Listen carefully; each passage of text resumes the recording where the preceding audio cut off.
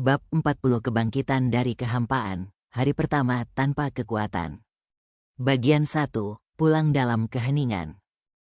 Jet hitam mendarat di landasan pribadi Global Empire di pinggiran New York tepat ketika matahari terbenam. Langit berwarna jingga kemerahan, menciptakan kontras dramatis dengan gedung-gedung pencakar langit Manhattan yang menjulang di kejauhan, kota yang beberapa hari lalu menjadi medan perang antara Raqqa dan The Circle. Ibrahim sudah menunggu di landasan bersama 10 orang tim medis dan 2 ambulans mewah tanpa tanda pengenal. Wajahnya pucat dan tegang. Dalam 10 tahun bekerja sebagai asisten pribadi Raqqa, ia tidak pernah melihat bosnya dalam kondisi selemah ini.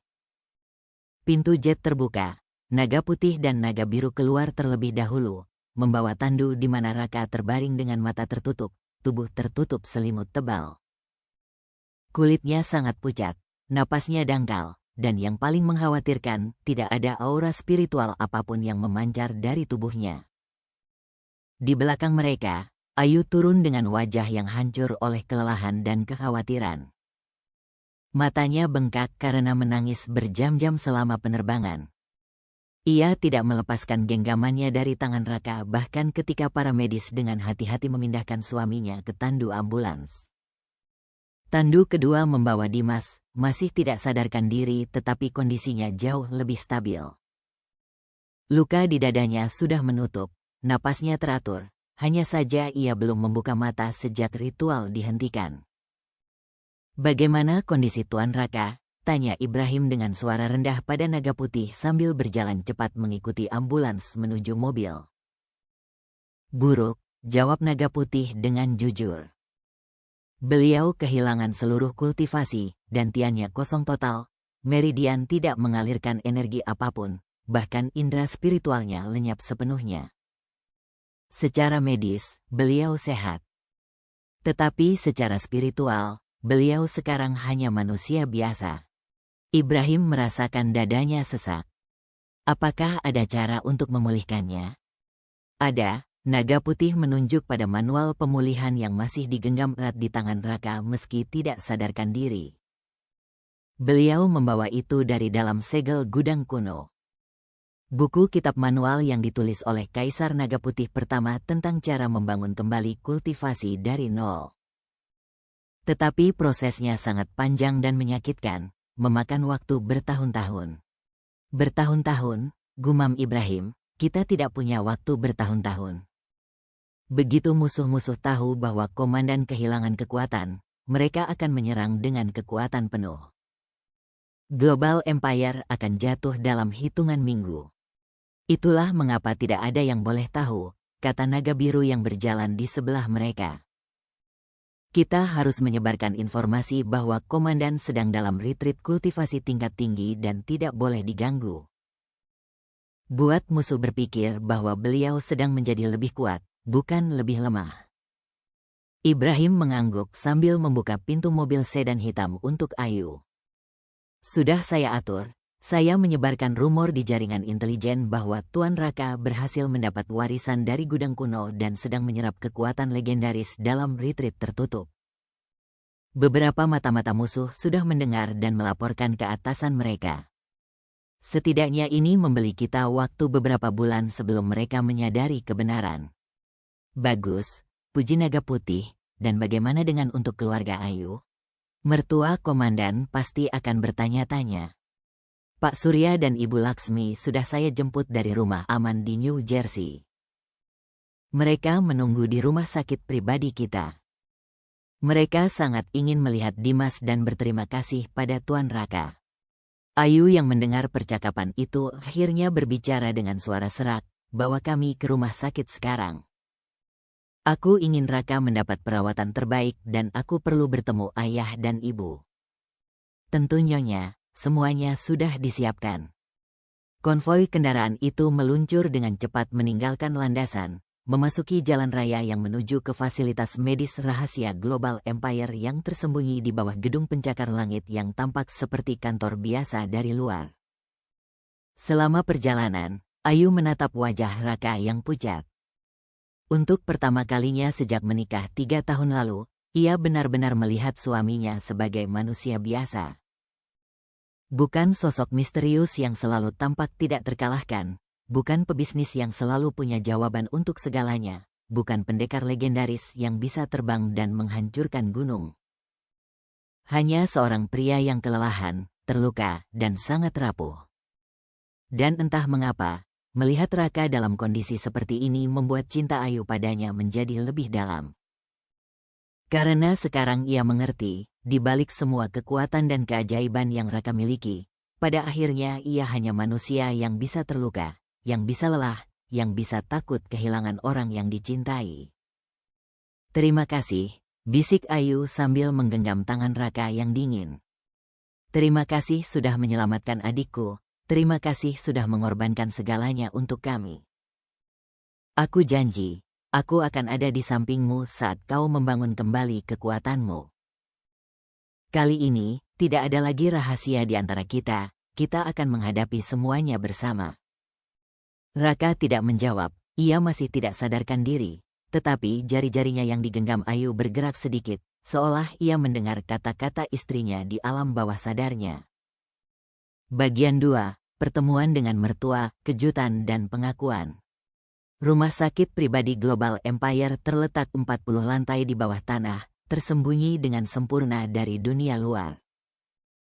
Fasilitas medis di sana menyaingi rumah sakit terbaik di dunia, peralatan tercanggih, dokter-dokter terbaik yang digaji dengan sangat mahal untuk merahasiakan identitas pasien mereka. Dan teknologi hibrid yang menggabungkan kedokteran modern dengan pengobatan spiritual kuno. Raka dibaringkan di ruang perawatan intensif yang lebih mirip suite hotel mewah daripada kamar rumah sakit. Dinding berwarna krem lembut, jendela palsu menampilkan pemandangan gunung yang menenangkan, dan di sudut ruangan, diffuser aromaterapi menyebarkan wangi dupa yang membantu pemulihan spiritual.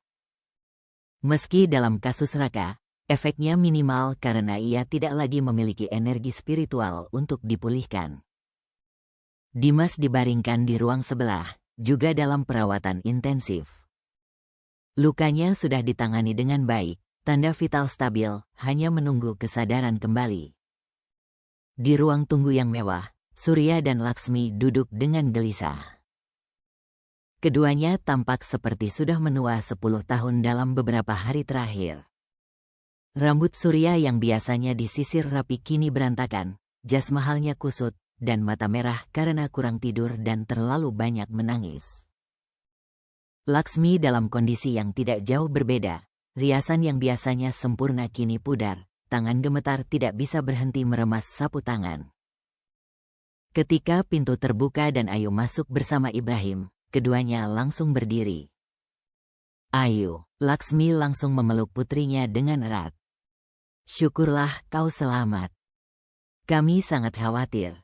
Aku baik-baik saja Bu, jawab Ayu meski suaranya gemetar. Surya melangkah maju dengan wajah yang penuh dengan emosi yang kompleks, lega, bersalah, takut, dan sesuatu yang mungkin adalah rasa hormat yang mendalam. Raka dan Dimas bagaimana kondisinya? Dimas stabil, jawab Ayu, dia akan baik-baik saja. Dokter bilang dia hanya butuh istirahat dan akan sadar dalam 1 atau 2 hari. Tetapi Raka, suaranya pecah. Air mata yang sudah ia coba tahan selama perjalanan akhirnya mengalir lagi. Raka mengorbankan segalanya untuk menyelamatkan kalian berdua. Dia kehilangan semua kekuatannya. Surya dan Laksmi menatapnya tidak mengerti. Kehilangan kekuatan? Apa maksudmu? Ibrahim yang berdiri di belakang Ayu mengambil alih penjelasan dengan suara profesional yang menyembunyikan emosinya sendiri. Pak Surya, Ibu Laksmi, mungkin saya perlu menjelaskan beberapa hal yang selama ini keluarga tidak ketahui tentang Tuan Raka. Ia memberi isyarat agar mereka duduk kembali, kemudian mulai menceritakan dengan versi yang sudah disederhanakan dan disensor untuk informasi paling rahasia, tentang siapa sebenarnya Raka. Tentang kultivasi dan dunia spiritual, tentang jurus naga putih dan warisan dari Kaisar kuno, tentang Global Empire yang bukan hanya perusahaan biasa melainkan organisasi yang menjaga keseimbangan antara dunia biasa dan dunia supernatural.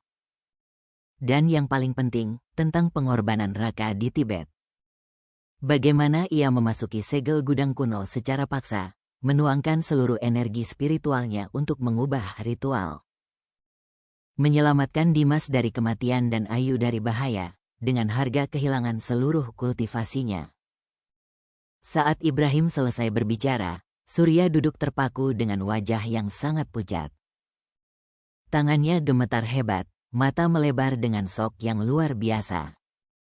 Jadi selama ini, suaranya nyaris tidak terdengar. Selama 3 tahun ini aku meremehkan, menghina, dan merendahkan seseorang yang ia tidak bisa melanjutkan kalimatnya. Laksmi menangis dalam diam, kedua tangan menutupi wajahnya.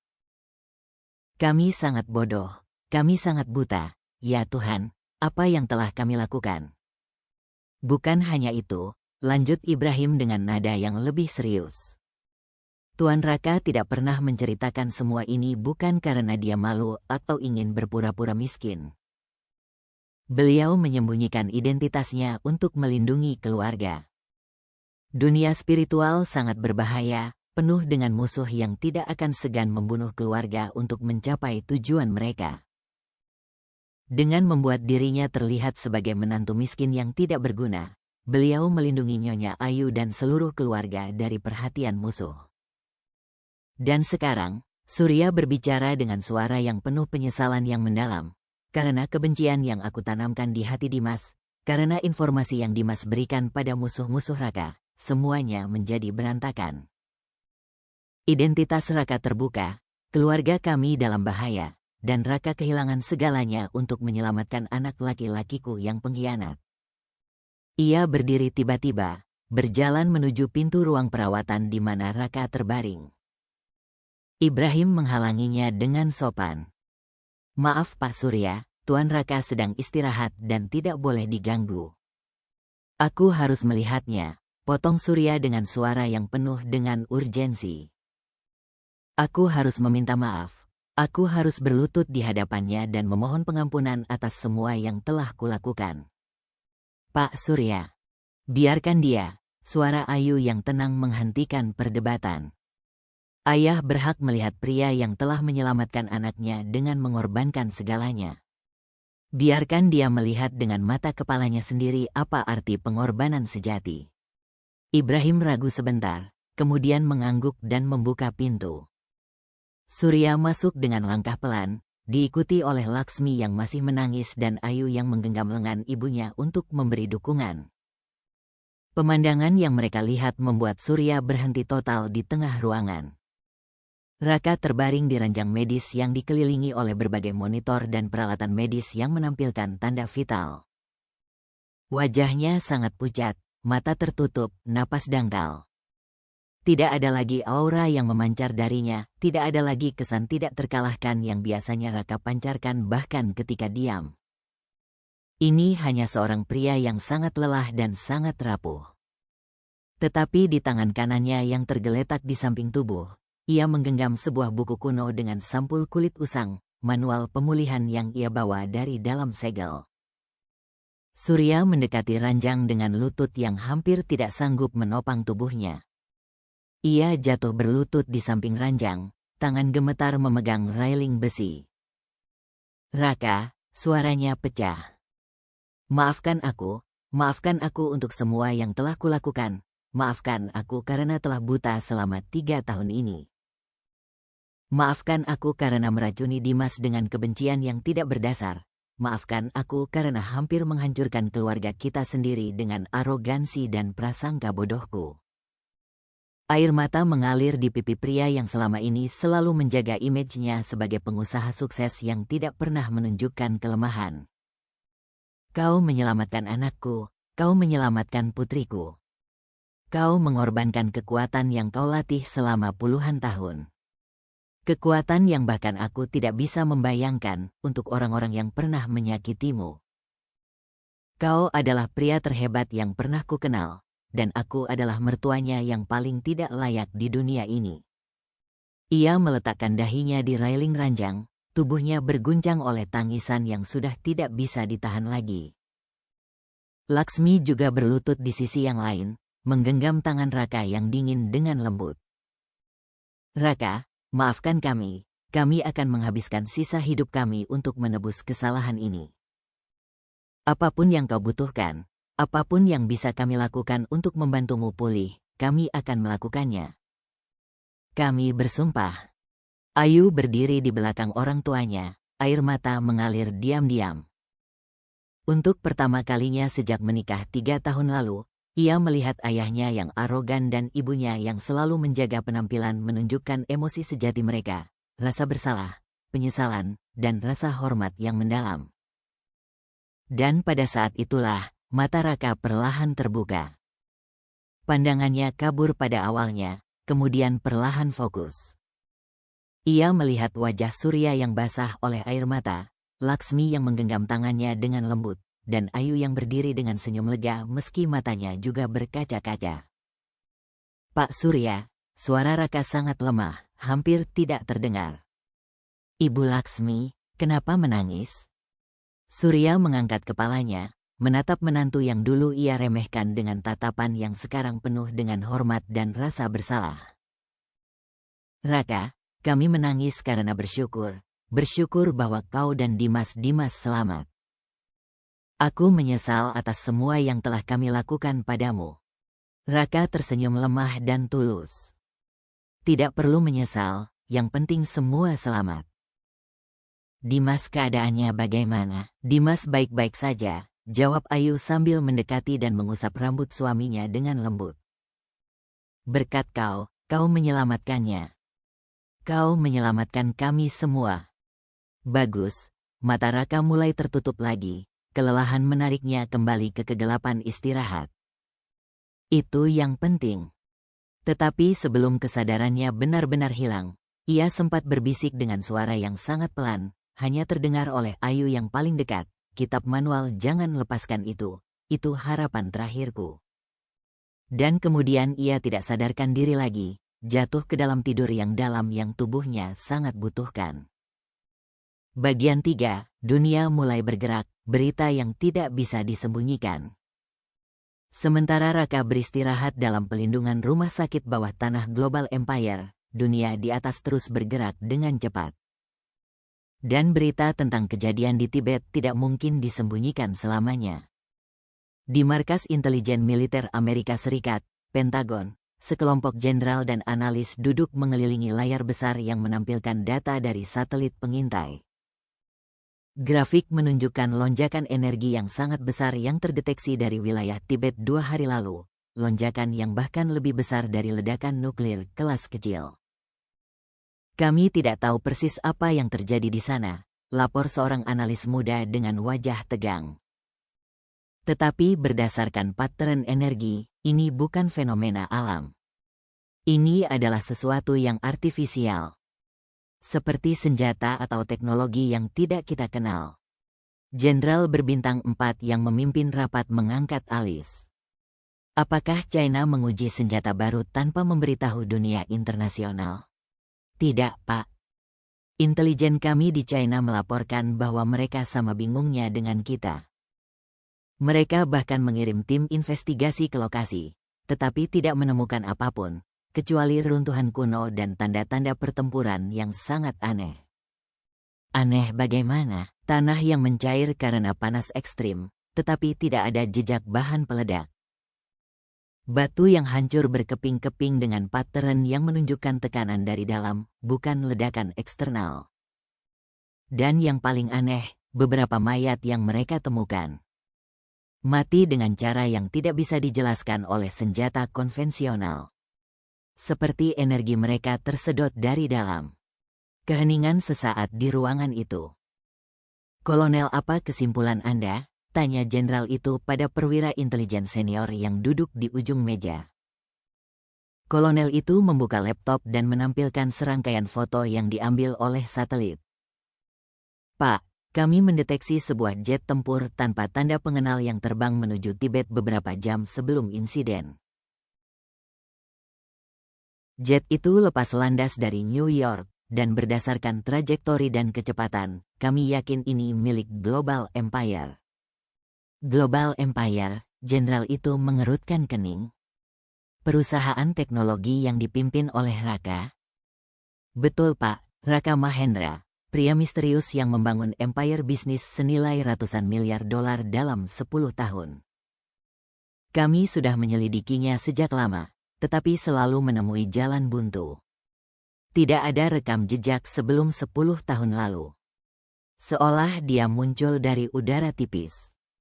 Jenderal itu menatap layar yang menampilkan foto Raka, diambil dari berbagai acara bisnis formal, selalu dengan setelan mahal dan ekspresi tenang yang tidak terbaca. Dan Anda pikir dia terlibat dengan insiden Tibet?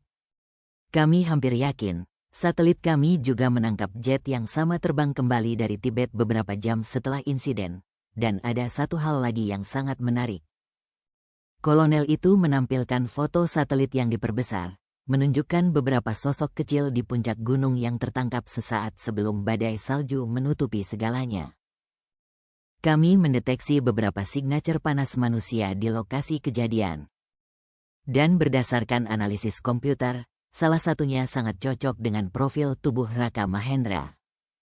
Jadi dia ada di sana, gumam jenderal itu.